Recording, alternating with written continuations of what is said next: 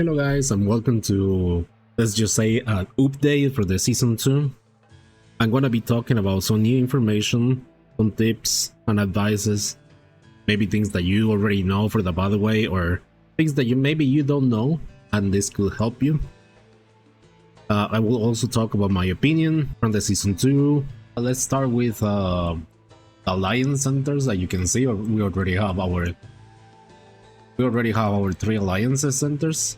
And I know that some people already knew this in a bad way, that if you move your alliance center number 1, you will have your alliance center with no HP, so you basically have to wait until it's full HP again.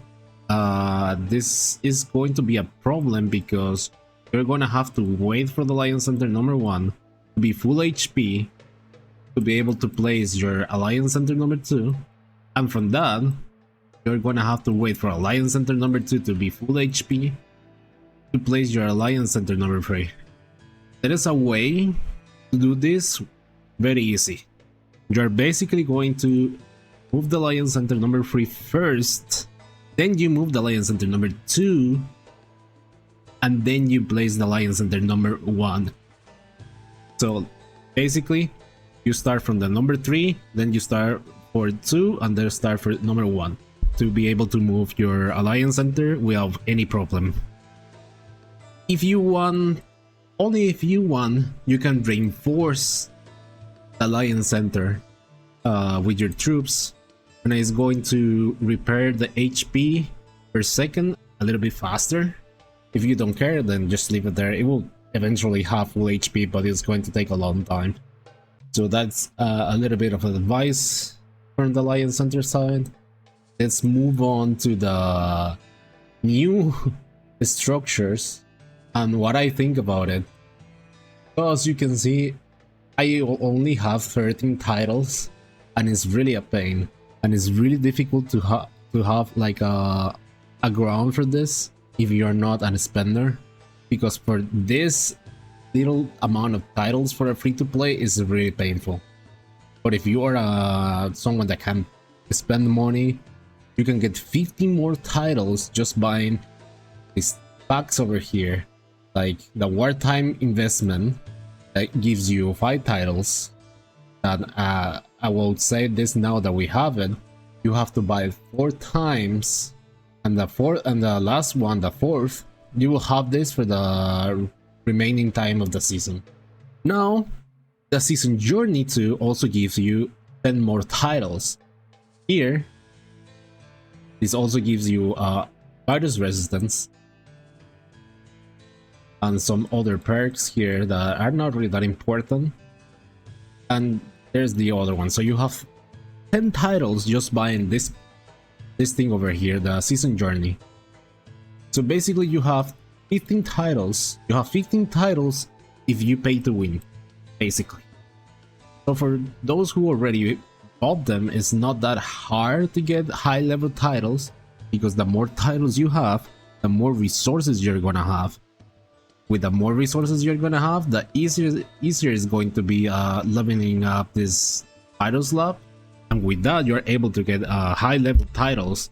But it's really damn hard for a free-to-play to get high level titles. Like, it's really hard, and it's also really hard to like level up, like having a ratio basically for Cactus and Sapphire. Well, it's in Sun Soul, but I will say this is Cactus. I will never call this a Sun Soul. This is Cactus. It was really hard for me as a free-to-play to have a ratio for Cactus and Sapphire, so I'm just going to put a lot more Cactus than Sapphire, so I can upgrade my virus lab so I can get higher level titles, and then after that I'm just going to get more Sapphire so I can upgrade my land agency so I can have more titles. It's going to be really hard, and I'm going to need a lot more patience for this, and I really don't like that that if you pay you have 50 more titles for this, but it is what it is, I guess. Now some things that you might want to know. If you recall the structures, you're gonna have to wait 4 hours to place them again. uh, you can place them again instantly if the Alliance Center was recalled. Place it again, then you have it again. You don't have to wait 4 hours to place them again. That's something important to know. Another thing that is important to know: don't be scared to place structures top of these titles over here, because basically what you want to do is having your Alliance Center fully covered with the structures, because they are the defense line for your Alliance Center. Just place a structure on top of these tiles so that you can have the space cover up, and it's going to be good for your defense in Glory Wars. Another thing that is important to know is that you can see here in the level of the cities, you can see what tiles you can find. For example, here number 3, 10 to 10, 4, 10 to 12, 5, 11 to 13. Says you can use this as a reference to find higher level titles, and also you might be able to find low level titles in these like cities, the higher level cities. Place your Alliance Centers too. So if you find like a good place to place your Alliance Center like we did here, then really go for it, because a good place can really help you a lot in Glory Wars. There is also another book that I don't know if people already find out. It's kind of like hidden. I didn't even realize it was there until I clicked it here in Wasted Watcher. I saw that there's a weekly buff that will basically reduce the consumption of fuel by 2 when attacking titles. Basically like attacking zombies now. That is also something that if people didn't know about it, well, now you know about it. So let's just go for my opinion in this second day of Season 2. I really don't like it. I can see why a lot of people from older servers quit the Season 2. It's really hard even for spenders. Imagine, well, honestly, it's not that it's hard for the spenders. They have it actually easy. If you bought these 2 things that I just mentioned, the season journey and wartime investment, you're actually really good position right now. But if you cannot buy this, basically you're free to play, or you just cannot buy that, it's really hard to progress, and you need a lot of patience, and it's normal that you're going to fall behind.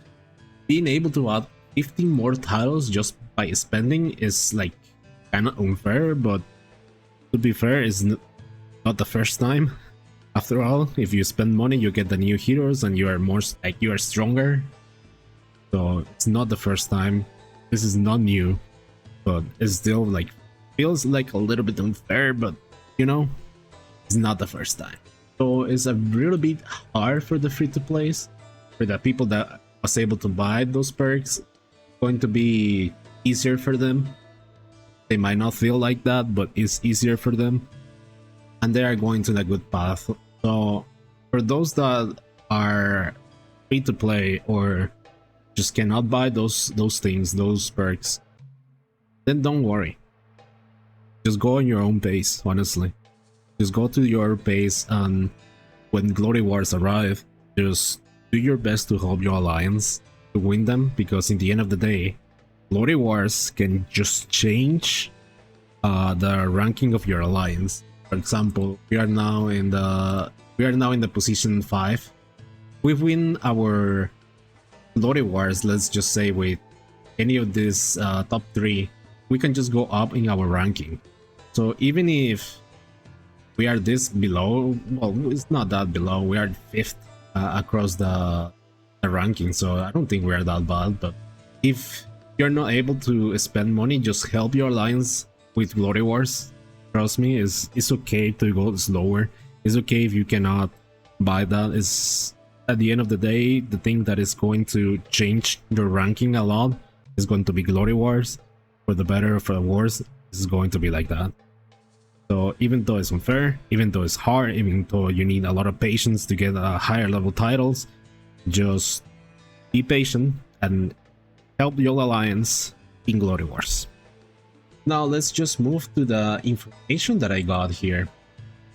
I'm going to be placing an image of what is going to be the usefulness of having influence. We have this individual influence ranking here, but we don't know what exactly we get from this ranking. If we go to the rewards here, this just show this. That is the similar thing to the season 1 tally rewards. It's not really the rewards for the influence, you know? So what exactly is going to be the rewards for this? So the current influence that you have will be converted into this currency for you to exchange these rewards. There is also ways to get more of this currency. That is to get some achievements that I'm going to show right now. That is going to be having all your 4 labs level 30, having your military fortress level 30, defensive base level 30, land agency level 15, your strategic barracks level 30, as well as having 13k influence. If you have 13k influence too, it will also convert into this currency. So is your current influence in your season is going to be converted into this currency, and you have these achievements that I just talked to within these rewards. And there is also another business information that I got, is that close to the end of the season there is going to be a little bit like a shop to exchange the resources that we have here. Like you see that we can store like 50 million sapphire and cactus. Let's just say that you don't have any use for it because you already have everything leveled up. Even though if you buy the season journey thing, you're basically gonna have something that is going to be here, that is going to say military fortress level cap plus 20 or defensive base plus 20. You're gonna have this, so basically you can trade them to level 50 if you want. Don't do that. That's just a trap. Only if you have 50 million sapphire and 50 million cactus and you just want to upgrade them for fun, then okay. But have your sapphire and cactus capped so that you can actually exchange, so that you can actually use them to exchange for these rewards that I'm showing right now. Trust me, it's a trap. If you want to do it on your own volition, but I just want you to know this thing is going to exist. So if you want to be prepared for it, go for it. If you want to spend the sapphire and cactus